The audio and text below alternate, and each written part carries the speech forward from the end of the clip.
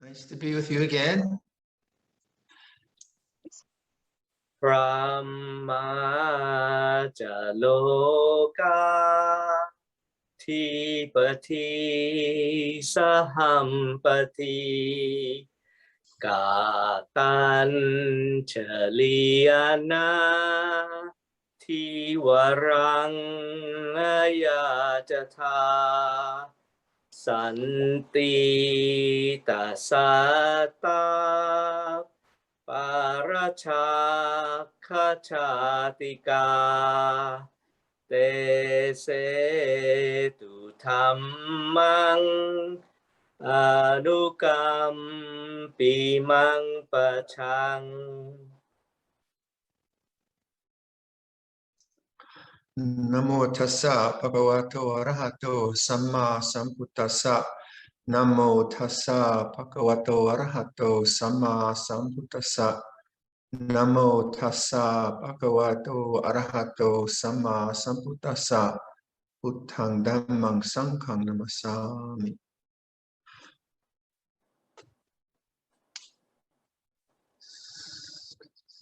I had a lovely dream this morning that I was having coffee with Luang Por Tomato. Oh, isn't that a nice dream? And it's his birthday on the 27th of July. So if you want to send him a message and swamp him, go for it. With messages of love, kindness, and gratitude. So he is my good friend and profound teacher, and reflecting on the kind of goodness of our lives with those kinds of contacts and those kinds of beings that we have the good fortune, the Kalyanamitta and Acharyas that come into our lives, brings to me a deep sense of contentment. And gratitude is contentment, isn't it? It's not something that's sort of that I construct, that I own in some kind of way, like a new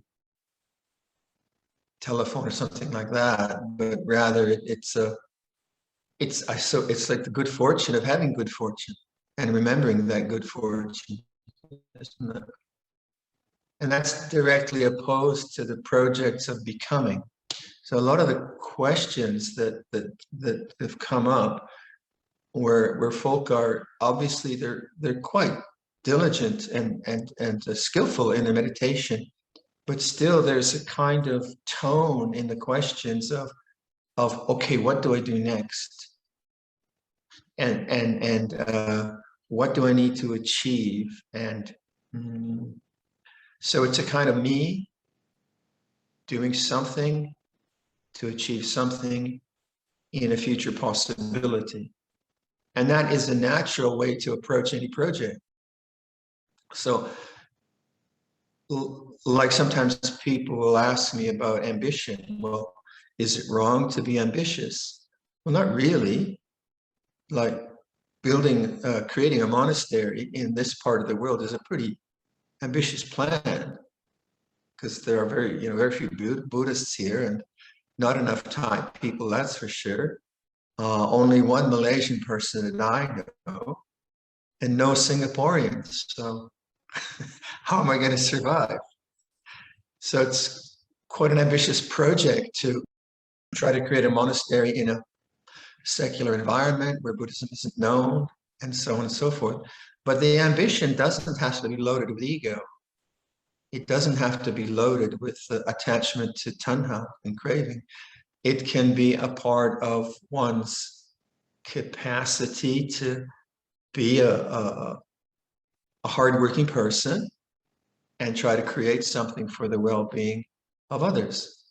And so family life can have ambition in it. You want your kids to, or your parents or whoever, you want them to do well. So you're ambitious at work, and you try to get a good salary so the kids can go to college and all of the rest of it. And obviously within that, some of it is wholesome and some of it is egotistical. and that's the stuff we work with. But those worldly projects are about time. They're about accomplishments, and structures and building things. So without saying that that's wrong, there's the other project. So I jokingly call that other project of building up a good life or creating a monastery, this sort of bodhisattva project. How I live in the world and how I manifest and how I can use my skills and good energies in a way which is beneficial to myself and others. And that's a necessary and beautiful thing. As you know, otherwise you wouldn't be a human being. It'd be a centipede living under the ground or something. So, but then this other part, the kind of Arahant project, is a more it's very curious because it's not about becoming. It's not about time. It's not about accumulation. It's not about building something up. And so it's very hard to switch to that mode, perhaps, because the other mode is so dominant in the way we live our lives. It has to be. You have to get to work. You have to get your work done. You have to re-educate yourself so that your skills are up to the mark, or you have a household budget, and you've got 8 people in the family. You've got to make sure that that budget can feed everyone and pay for the insurance. And so there's this constant sense in our normal everyday lives of organizing and figuring out and doing stuff and so on. When you come to meditation, we're moving towards something that's always there. How can you move towards something that's always there? If it's always there, where's to move to? Whereas craving and wanting and time is always moving to a future possibility that will be more whatever you want, more successful and more beautiful. And so the language in this other project, which I would say the transcendent project or the spiritual project, is like the language of letting go, or the language of desirelessness or non-desire. So fulfillment on a worldly level comes about through worldly success. You decide that you want to develop a skill, so you go to university and you study something, you develop that skill. So it's all about becoming and getting, and so fulfillment is in acquisition. It's not bad, and it's necessary. Fulfillment is in getting these things to make my life more reasonable. But the way of fulfillment in this other project is the fulfillment of non-desire. And I think logically you can see, if I'm sitting here, and like before this meeting, we have a beautiful tanka on the wall here that Venerable Chunda got as a layman, and he was in Tibet. And it's just gorgeous. The colors, the greens and the reds, and it has a medicine Buddha, and it has Venerable Sariputta, Venerable Mahamoggallana, and white elephants, and Amitabha Buddha up top. It's very, very ornate Tibetan tanka. Now I can look at that and dwell in non-desire. For one, it's beautiful, so it appeals to my sense of aesthetics. So that's nice. That's helpful. And then I can just dwell in non-desire. Now that's not a project of acquisition. It's just a project of presence, being present to something. It's easy with something beautiful. It's more difficult with something which is ugly or repulsive or painful or whatever. So quite often the way to start with a sense of non-desire is to take something like that, like something that is pleasing. Nature is very good for that. Like we have this lake, Pike Lake, that we have our property goes on to, which is 6 kilometers long and about 2 kilometers wide. Many, many cottages around this lake, and we have a boat. We can go on on the lake. And sometimes I'll just go out into the lake, in the middle of the lake, and just float and just look at the sky and just allow myself to be in that space. So that's a natural way to enter into the sense of non-desire.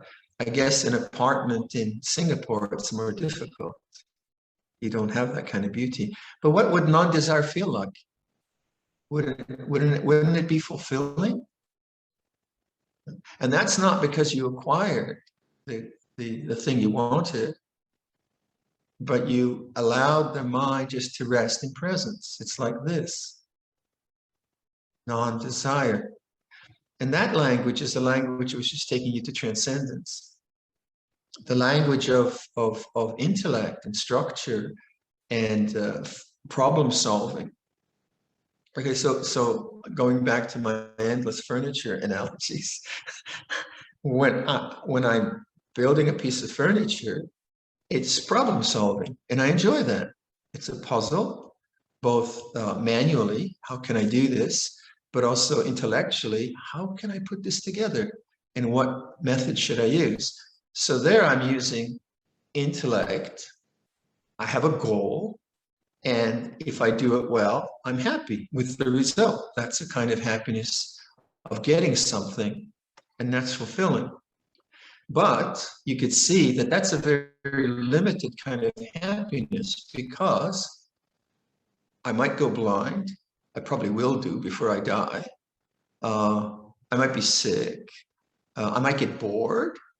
I might run out of wood. I might get lung cancer from the dust I'm getting from the woodwork or whatever. So it's very tenuous, and quite often I'm so self-critical that I don't like what I do. So that whole project is limited. It can't, but I still enjoy it. I still like doing it, so I can do stuff. Well, this other sense of aspiration to nibbana uses a different kind of language, desirelessness.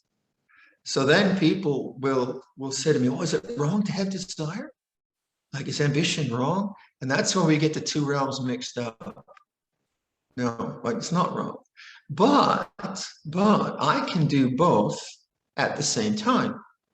I can try to create a piece of furniture with an aspiration to make a good piece of furniture, but also look at the whole desire pattern. I want this to be good, or, oh, I'm no good at this, or whatever. I can do that in the moment, and I become a better worker. I become more competent from non-desire because I'm more focused. I'm more with what needs to be done, and yet I have the puzzle to solve. Or making a monastery. I think this is my 5th monastery that I've been involved in the building of. And although it is an altruistic project, which includes many people, I certainly have a lot of ego stuff that comes up around it. You know, the sense of, is it successful, or are we going to do it, or greed for materials or whatever. But I can observe that in the project of creating something which is useful for others. So I can do both. I can observe greed, hatred, and delusion, and I can also try to live a good life, and I have to live a good life. So a retreat is more about this other project, this project of letting go, of non-desire. And so in these questions, you like some of the folk who have asked these questions, they get to quite a peaceful state of mind, you know, quite a refined state of mind. And then the question comes up, what next? You know, what should I do next? And that's the what we call bhavatanha. So when you refer to the Four Noble Truths and you reference samudaya and nirodha, the cause of suffering is attachment to desire, samudaya, second noble truth. And then that desire is chopped up into 3, kama, bhava, and vibhava. And kama is sense desire, or just constantly being absorbed into the objective realm, like constantly consuming something, basically. Vibhava is repression, trying to get rid of. And bhava is like becoming. And that's what I what you need to notice when your mind becomes subtle or not subtle, doesn't matter, and it becomes peaceful, rather than just saying it's peaceful, peaceful feels like this, Baba comes up and says, now what do I need to do? Huh? What should I do next? Should I try this? And that creates a sense of self and time, right? And this is not a time-bound project, it's timeless. Yeah? It's not about becoming, it's about being. So what kind of language might you use for that? Well, the Thai folk, the Ajahns will say Penyang Niang, if I have the tones right. It's like this. Luang Por Tomatoes, it's like this. Now that's actually a very profound statement of non-becoming. If you think about it, it can be like a tautology. Sure, it's like this. How else could it be? Yeah, but that's not what it's pointing to. It's not pointing to a kind of philosophical statement about weather or what. It's pointing to a kind of existential awakening. It's like this. The mind is bright. It's present. You see what I mean? And that's probably the simplest way to let go of this sense of I'm someone who has to go somewhere to become something. Time. You know, like on your computer, you'll have the refresh button, the kind of half circle with the arrow. So you open a BBC website or something, and you can refresh it and get the. Well, it's like this, or Penyang Nieng is the refresh button of your mind, because if you actually do that, what is it like? It's like this. You're present, not becoming. And then notice why is there a lack of contentment here? What, you know, and as soon as I put that question to someone, then they'll start to think. So sometimes questioning isn't good. Sometimes I put too many questions to people and they get confused. So then don't listen to me, but rather just put in the mind, it's like this. And trust, you know, and I keep coming back to this rather simplistic formula, but it's not just simplistic, it is profound because it is non-desire. It's about non-becoming. And if we don't give it a go, it won't work. So when I say it works, you mean you're trying to get something? No, it's a remembering. It's a remembering of something that's always there. The presence is always here. If you think about time, conceptual time, chronological time exists in the realm of physics and so on, but experientially, how do you experience life? Do you ever experience tomorrow other than as a thought or an anxiety or a projection? Do you ever experience yesterday other than a memory in the present moment? Isn't life always experienced in the present moment? It is. And that curious state of affairs can be investigated by taking refuge in presence rather than seeking some other experience. This is hard to do if the experience is negative or difficult. So we were talking about that yesterday. But then for those, you know, your mind starts to get states of emptiness and states of silence and that, then your curiosity starts, is this it? Have I got it? Should I do something else? Then just do the refresh button. Don't think about it. Don't analyze it. Just say, it is what it is. It's like this. It's like this. Penyang Niang. And have use that as your remembering of this moment, non-desire.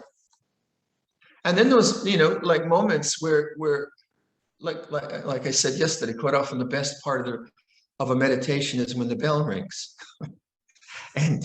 and you know, oh, you're there again, and just appreciate that. This is non-desire. Feels like this. Non-becoming feels like this. So it's non-desire is very fulfilling, isn't it? what is not fulfilling is the attachment to desire. So the sense of bhava, the kind of I have to do something into the future. On one hand, yeah, but on this project, no. And that needs to be known as an object in itself. How it creates a sense of self at time. Maybe let me continue this kind of discussion with the questions. Because that would, I think, set nicely. So, first of all, dear Ajahn, I also heard from Senior Dhamma friend that the view that awareness is deathless. Do any suttas mention this? Could awareness exist alone without the other aggregates or the five senses? What happened to the awareness of the Buddha and Arahants after they entered Nibbana? Does their awareness restitute? Is it cosmic awareness? First of all, let me just read a bit from this. I often read from this. This is called The Island, and it's what you've always wanted to know. Everything you've always wanted to know about Nibbana. So you can look it up. It's Luang Por Pasano and Luang Por Amaro put it together. And it's an anthology of the Buddhist teachings on Nibbana. And you'll find it on most of our websites, an Amaravati website or a Abhayagiri website. And the chapter which I often refer to with this kind of question, if I may read to you, this is chapter 8, unsupported and unsupportive consciousness. One of the ways in which the Buddha characterized the quality of awareness was to present it as a form of consciousness, vijnana. This represents a unique usage of the term. Customarily, vijnana only refers to the conditioned activity of the six senses. So when you have the five khandha formulation, for those of you who are familiar with that, you have vijnana as the fifth one. So then it's attributed to be anicca, dukkha, anatta. But here, customarily, vijnana only refers to the conditioned activity of the six senses. However, we also find that the Buddha gives us some adjectives with which to describe it when the term is used in this unique way. Vijnanam anidasanam anantang sabbato pabang. Consciousness that is signless, boundless, all luminous is one translation of this expression. It almost goes without saying that there is controversy as to the precise meaning of this enigmatic phrase. It appears in only a couple of places in the canon. However, the constellation of meanings of the individual words is small enough to give us a reasonable, clear idea of what the Buddha was pointing at. Firstly, we must assume that he is using vijnana in a broader way than it is usually meant. The Buddha avoided the nitpicking pedantry of many philosophers contemporary with him and opted for a more broad brush colloquial style, geared to particular listeners in a language which they could understand. Thus, vijnana here can be assumed to mean knowing, but not the partial, fragmented, discriminative knowing, which the word usually implies. Instead, it must mean a knowing of primordial, transcendent nature. Otherwise, the passage which contains it would be self-contradictory. Secondly, anidasana is a fairly straightforward word which means featureless, unmanifest, empty. The final phrase, sabbato pabang, is a little trickier. So he goes on to define that, but for our purposes, boundless, all luminous. So you have, now I know that's a difficult reading, so I would suggest you look at that yourselves, but what this text is saying, and our commentaries are saying is that there is something about consciousness or awareness which is not dependent on experience. That's one way to put it. And if our attention is always on things which are dependent on other things, and so we get to the word sankhara. Let me just talk about that word. That one of the questions was, can you talk about the word sankhara? So you'll see that word a lot. And sankhara basically means anything that's, say, constructed in a matrix of other constructions. So a lamp is a construct, and the lamp is in the matrix of electricity and switch and power sources and all the rest of it. So it depends. It depends on all of that, and it may fail or it may work. The body is a sankhara. Mental images are sankharas, thoughts are sankharas, emotions are sankharas. Everything is a sankhara except the unconditioned, right? So the logic of this is, if you're looking for security and fulfillment in that which is dependently originated, or it depends on other things, then at some point, because it depends on all kinds of other things, it's impermanent and it'll fail you. So if I look at this lamp up here, the lamp shade was broken and we haven't replaced it by someone was sewing robes in here, and they had a long metal ruler and they whacked it. So it's broken. But as Ajahn Chah would say, well, it's meant to be broken. Its nature is broken. The body, relationships, weather, so unsatisfactory in that sense. It's not bad. But what is satisfactory in the sense of stability and reliability is the unconditioned. And here, what is unconditioned is this consciousness, in the way this is described here. So when you're doing the Nibbana project, as opposed to the Bodhisattva project, you kind of have to switch gears from becoming to letting go. You have to switch gears into trusting in presence rather than trusting in time, in future. And you get it, you get good at it. So what I'm just encouraging is, like, for those folk who are asking these subtle kind of questions, have confidence in your own intuitions. There's something you're doing right. So maybe I could look at those questions as a way of, so these are four that kind of I found would be similar. During formal meditation, when the mind stays in silent awareness, I can see objects arise and cease within awareness. I notice the contrast between this mind state, which is vast and stable, as opposed to that of the thinking mind that is constantly on the move. Soon thoughts cease and the mind becomes very still.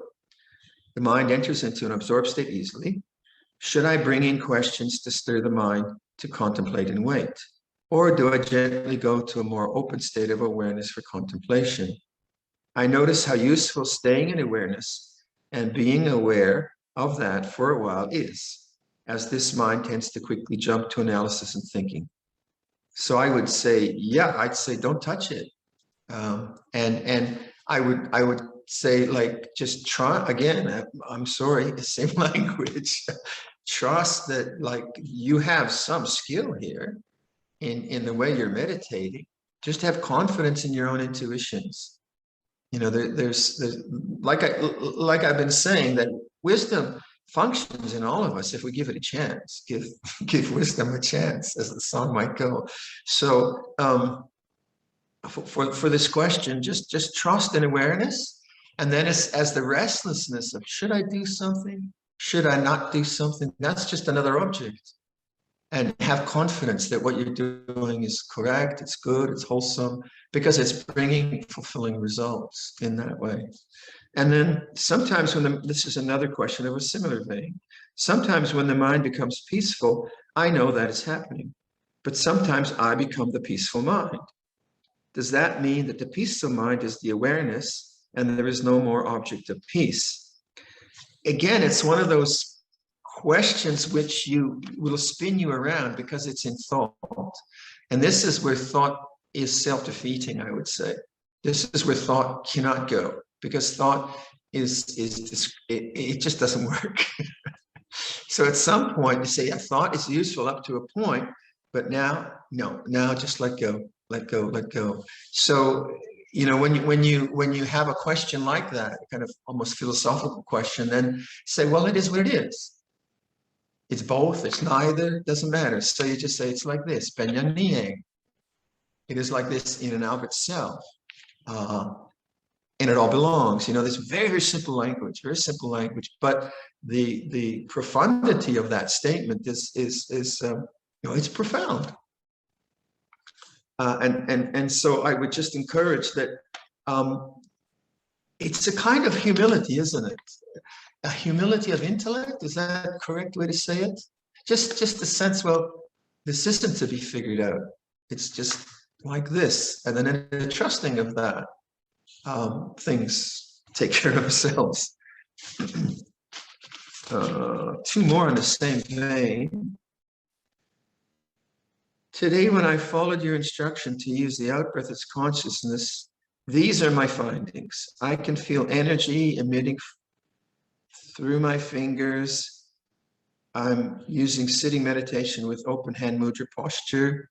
Then my mind seems to enter into emptiness, nothingness. But I felt a sense of bliss, joy, and then the bell rings. My consciousness brought me to time's up. As I recall, during that moment of nothingness, there isn't any outside noise that is being heard, total silence. My question, what is this silence? Again, sorry, same answer. It is what it is. This is where you don't need to take thought. This is where you begin to appreciate no thought. Maybe that's the way. Just no thought feels like this, you know, rather than stimulate the sankharas, because thoughts are sankharas. And you don't want to engage the sankharas, just be the silence itself. So what is this silence? In Thai, you might just say, Mai Ru, Penyang Nieng. It's just like that. Is my practice on the right track? Don't have to answer that. That's a doubt. It comes and goes. If yes or no, if I'm not being woken up by the bell, what should I be my next step? There is no next step. There is only this moment. Time is a phenomena that is a concept. My usual daily sitting practice is 1 hour walking, 1 hour, 1/2 hour starting to do lie down practice and so on. That's my most. I would say, like, whatever you're doing, it's good, right? And to come to a sense of confidence that your own wisdom will work whatever things you have, but actually let go of the need to have an answer, to need to have security in thought. This is the way intellect works. It likes answers. So you create a doubt, and you think that doubt needs an answer, but the danger there is not that doubting is wrong and answers are good, but the danger is there. You get sort of, every time a doubt comes up, you don't see it as a doubt, and you need an answer. So you get this cycle: doubt, answer, doubt, answer, doubt, answer. Not absolutely, but that can happen. So again, I would just encourage this person that this is, you know, it's good practice. Whatever you're doing works, and just trust in that, and just keep saying, well, I don't know, but it's like this, like silence. What is silence? Well, thought is not silence. So just say, oh, silence is like this. If you know, I often read Luang Por Liam's Enlightenment Peace. I think many of you have read that. In what was the name of that? No worries. No Worries. If you have a chance, look that up. And in it, Luang Por Liam is just going through the most profound states of insight and bliss. And the question comes up. He says, and what is it? He says, I don't know, but it is as it is. And that keeps him on the track. It's very interesting. Like in the last 2 days or last week of his can we call it enlightenment process or summation? The profound states of mind he's experiencing, and then he experiences dullness. And I'm kind of reading him to see, okay, how do you handle that one? And he says, and it's like this, and it's like this, and he just kept doing that, and that to me was a very interesting reading. And then when he talks about his perception post-enlightenment of things, especially human beings, it's interesting. He says, and things were just as they were. People were just as they were. There were no fat people, there were no thin people, there were no tall people. Things were just as they were. I said, wow, that's interesting. And that kind of sense of suchness is very hard to sustain because of the way the mind works and analyzes and does stuff. And then finally, of those types of questions, Luang Por is regarding my observation of the knowing. It seems that it has several features. I know the sound, thoughts, sensation of the body, feelings, etc., but I can't seem to notice the knowing. 2, I can notice all the above, and the knowing is me, or rather, I am knowing. 3, I can notice all the above, including me, and for a split moment, there's knowing. I can't seem to notice the silent knowing consistently, but it is always a combination of the above. May I obtain guidance from Luang Por? So, you can see it's the same vein, isn't it? The person's mind is settling into silence. And then the questioning is the knowing the object? And that's not seeing that the very restlessness of questioning is not being noticed as an object. And it's being engaged in, and hence the mind keeps a kind of restlessness. So that restlessness of mind, of wanting to know, again, I would use the same formula. It's like that. This, I don't know. So around these kinds of questions, and there was another question. Hold on a sec here. We have a wealth of questions. There was one about doubt. Yeah, for a person who is always full of doubt, how to begin? So, and so the person has a lot of doubts, so, but in the use of language, doubt is thought, right? What am I going to do? What's going to happen? So what kind of language could you replace doubt with? Well, you could replace it with some simple formula, like a mantra. So one of the really simple ways of dealing with doubt is to just start to replace it with a couple of words. So you could use like infinite patience, boundless compassion. And you start to just pop that in each time the mind, what am I going to do now? Infinite patience, boundless compassion. Luang Por Sumedho was, if you hear some of his talks, when he started as a novice in Nong Khai, he was an obsessed doubter, just obsessed with doubt. And he would just start putting in his mind, let go. But he'd really put it in his mind, let go, let go, let go, let go, let go, let go, let go. He's just constantly doing that because his mind was so obsessed with doubt. So doubt is thought. And if you take language, which you start to use language, but now you're replacing the doubting language with another language, which is reassuring. So infinite patience, boundless compassion. It's like this. It's like this. That takes a lot of self-discipline, but it's very effective because it's breaking up the patterns of doubting and thinking. Okay, so enough with doubt. You must be bored by doubt by now.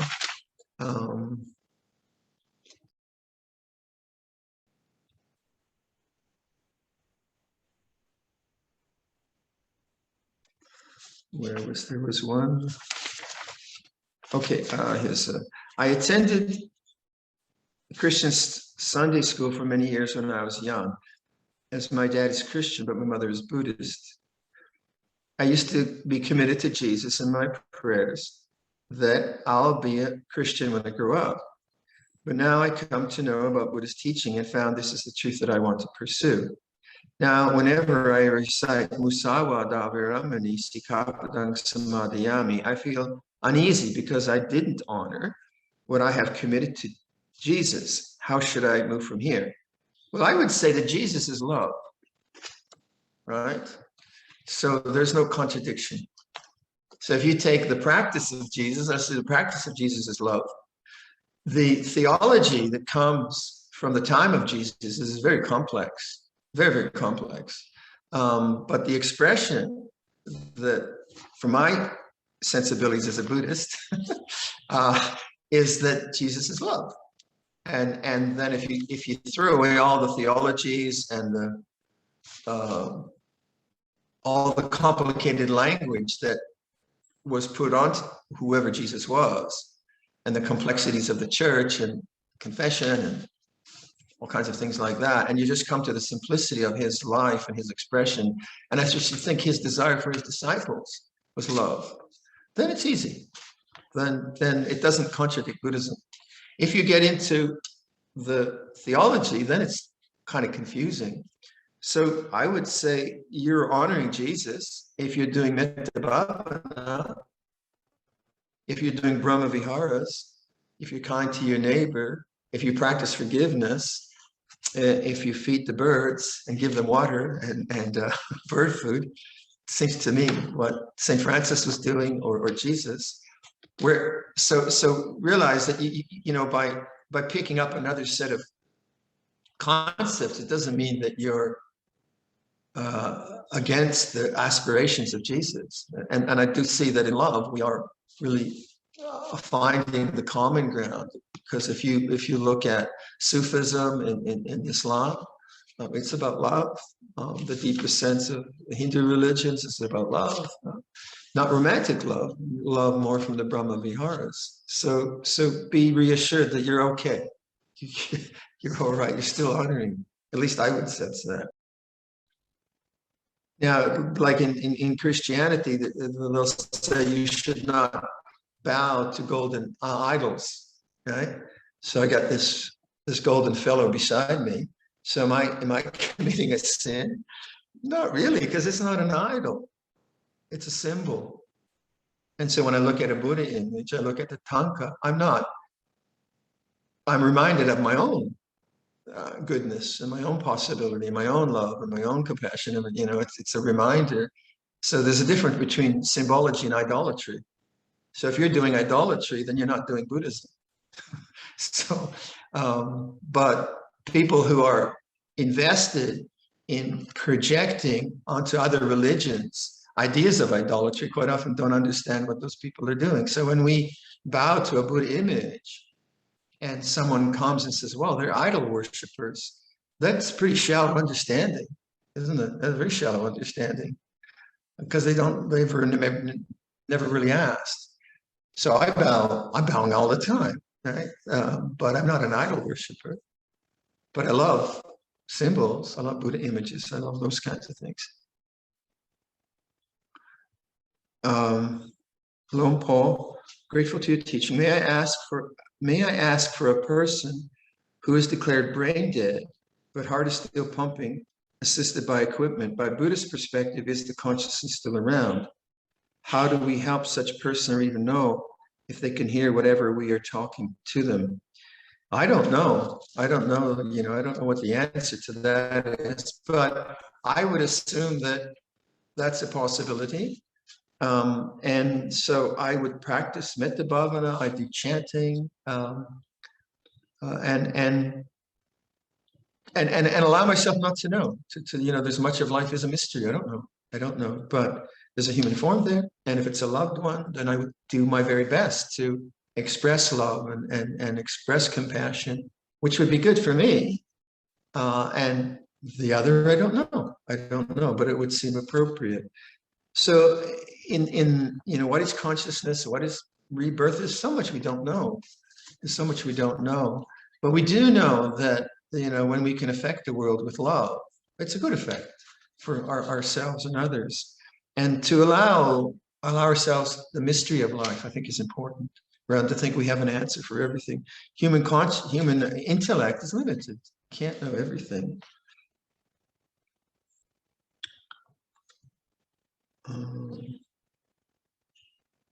And then someone's asking if it's okay to listen to Dhamma talks while they're doing other things like washing dishes. Fine, no problem.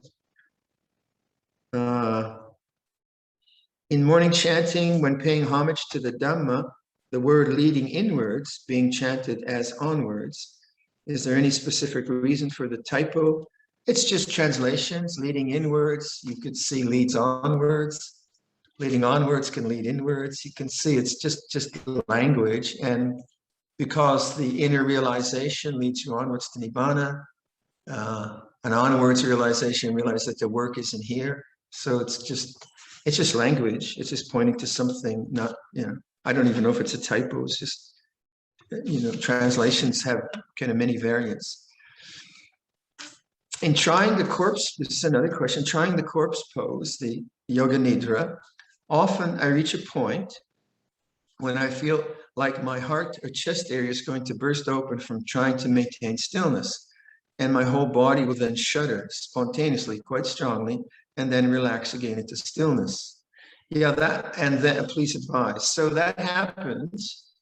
And for me, what happens is I'll be doing Yoga Nidra, and then there'll be a point in my body which will feel like an itch or an electrical impulse. And then I won't move on it. And then my arm will shake. And I think that's a release of energy. And I find it's kind of, you have to be very patient with that. But sometimes, like in the evening, if I'm time to do Yoga Nidra, I'm tired and I need to sleep. And then my body just kind of does that. I say, okay, now it's time to sleep. But I have found that this kind of release of energy feels quite good. But sometimes it'll go like for 20 minutes. Just this release, and then the body says, so I don't know what it is, but I think it's just energy kind of finding some kind of balance in the body. But it's interesting, kind of, you're trying to maintain stillness and the body wants to do something else.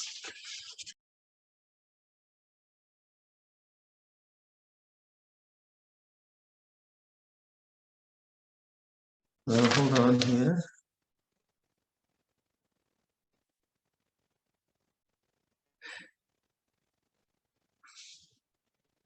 Dear Luang Por, I can't find myself, and it doesn't feel good. I have a lot of resistance, fear towards that. So whatever projection of fear you have, I might be afraid of giving talks. Another person might be afraid of emptiness. It's still fear. So I'll take another example. It's like, whatever I might be angry at. I might be angry at the neighbors. I might be angry at my partner. I might be angry at the government. Anger is still anger. Yes? In the same way, fear. The object or the narrative of my fear can be varied.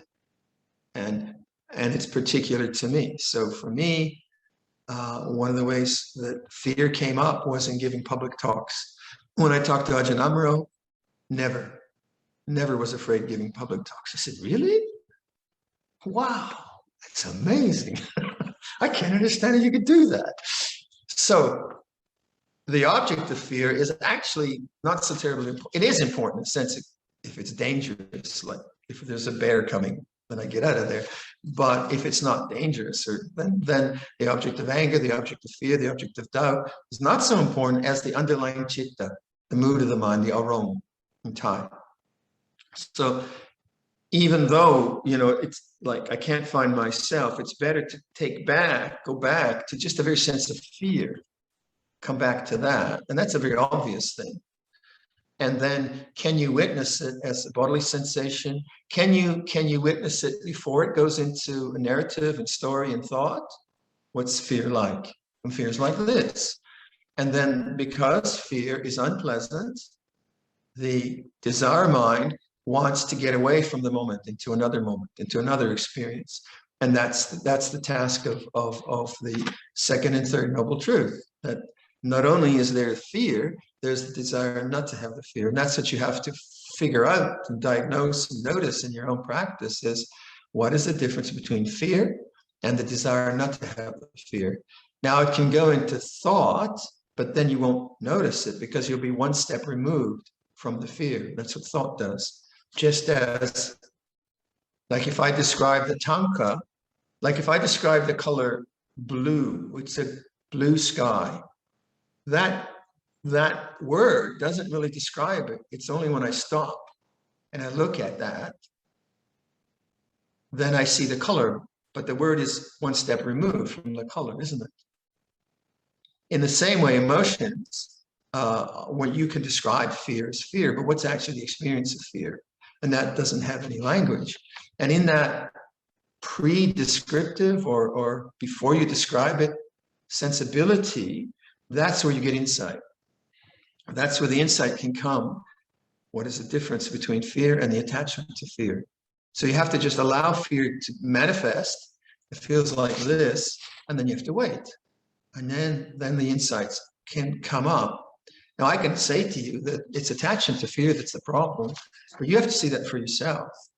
You know, you have to notice that. And the way you notice that is by letting things become conscious. So the way I often describe a meditation would be like, let the feelings in the mouth become conscious. And why I'm saying that is I'm not asking like focus. I say, just let it come up into consciousness. What's it like? And then you can apply that to something like fear. What's it like? Let it become conscious. So it comes up into consciousness. And then you'll notice the holding, the tension, the wanting to get rid of it. And then you'll see, well, it's not the fear, it's the desire to get rid of fear. And then you understand what metta bhavana, again, metta is like, oh, fear's like this. You open to it. Now, like when the person says, I can't find myself and it doesn't feel good. Of course it doesn't feel good because it's fear. Fear doesn't feel good. But are we interested in only feel goods? Is that our project? Is the Nibbana project about accumulating as many feel goods as possible? I don't think so. Because feel good changes. But the knowing of feel good and feel bad, what's that about? That's coming. That's the Nibbana project. That.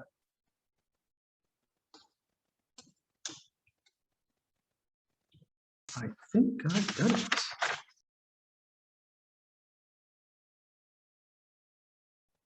Oh, no, here's one.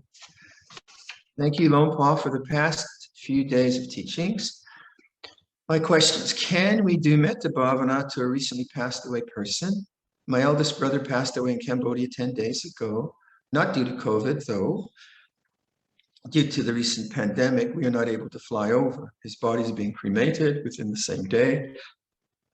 Please share how we could dedicate merit to his passing, also to ease with the grief. Now, Buddhism has a lot of lovely rituals around this. And one of the rituals is to make offerings in the memory of someone and to dedicate the merits of that. So typically, people will go to the monastery, and I think most of you know this, and they'll say, I'd like to offer some food in the memory of my brother that's died. I'd like to share merits with him. And then we do rituals and so on. So I don't know how that works on a cosmic scale, but I do know that it works on a heart scale. And however consciousness works, and if the consciousness is available to that goodness, then that's going to be somehow beneficial. So there's a whole mystery around this ritual that we have, but we do have these rituals which are very helpful. Can you spread metta to someone who has died? I do. I don't know. I have read sometimes that you shouldn't do that. Someone who's died. I never figured out why. Like I have a picture of my mom and I send metta to, and I don't know where my mom is, if she is. It's a whole mystery to me, but it certainly feels great. and if consciousness somehow has other realms of existence, then I'm sure it's beneficial. So can love be unbeneficial? I should think not. If the metta bhavana leads to bringing up the image and sensibility of someone that's died, will bring up grief, right? But is that a bad thing? I don't think so. It's a normal thing. So having the space to grieve is a very grief when it's contemplated as Dhamma is a very compassionate thing. Because it's not about just personal loss, it's also about the human predicament. And that's what we always try to do in Buddhism. We try to go to the larger picture that, yeah, we're all in this together. You know, all of us are going to have to see our loved ones die, or we die before our loved ones. And grief is a huge part of our life and loss. And when we accept loss into the heart and grieve and say, oh, yeah, we couldn't be with him. He was in Cambodia and we couldn't care for him. That's a horrible thing. That's a really horrible thing. And then you contemplate, how many people have to go through that? How many people on this planet have to go through that? And then this is how I think compassion is, that sense of unbounded compassion, that we all face this in different ways. And so the heart is actually goes to compassion with grief if it's done. If grief just becomes like if it goes into self-disparagement, I should have done more, I should have been there, I wasn't a good son, I wasn't a good daughter. If it goes that's not compassion. That's simply self-disparagement. So that's not really grieving. Grieving is like feeling the real, like the deep sense of loss. That's painful. And I think that's a good pain because it does take you to the heart, and it's a very human kind of thing. So in whatever intuitive ways you can bring forth your love of this person that's died, and then do some kind of activity, dedicate the merits of your practice to them, it'll feel good. It'll have a good result.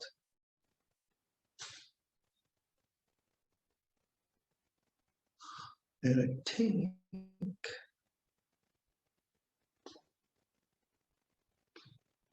I think that's it, sports fans. I think I've kind of covered these questions, so perhaps we could close for today.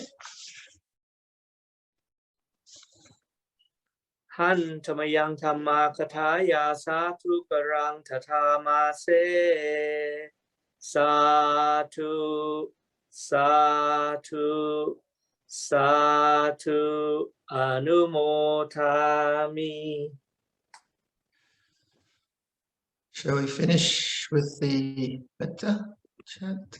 This is what should be done by one who is skilled in goodness and who knows the path of peace. Let them be able and upright, straightforward and gentle in speech, humble and not conceited, contented and easily satisfied, unburdened with duties, and frugal in their ways, peaceful and calm and wise and skillful, not proud and demanding in nature. Let them not do the slightest thing that the wise would later reprove, wishing in gladness and in safety. May all beings be at ease, whatever living beings there may be, whether they are weak or strong, omitting none, the great or the mighty, medium, short, or small, the seen and the unseen, those living near and far away, those born and to be born. May all beings be at ease. Let none deceive another or despise any being in any state. Let none through anger or ill will wish harm upon another, even as a mother protects with her life her child, her only child. So with a boundless heart should one cherish all living beings, radiating kindness over the entire world, spreading upwards to the skies and downwards to the depths, outwards and unbounded, freed from hatred and ill will, whether standing or walking, seated or lying down, free from drowsiness. One should sustain this recollection. This is said to be the sublime abiding, by not holding to fixed views, the pure-hearted one, having clarity of vision, being freed from all sense desires, is not born again into this world. Arahant Samma Sambuddho Bhagava Puttang Bhagavantang Abhivatemi Sawakhato Bhagavata Dhammo Dhammang Namasami Supatipanno Bhagavato Sāvaka Saṅkho Saṅghang Namami. 3 bows to Luang Por, please. First bow. Second bow. Third bow.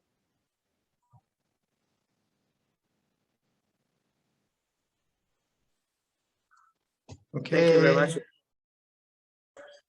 See you next time. Bye-bye.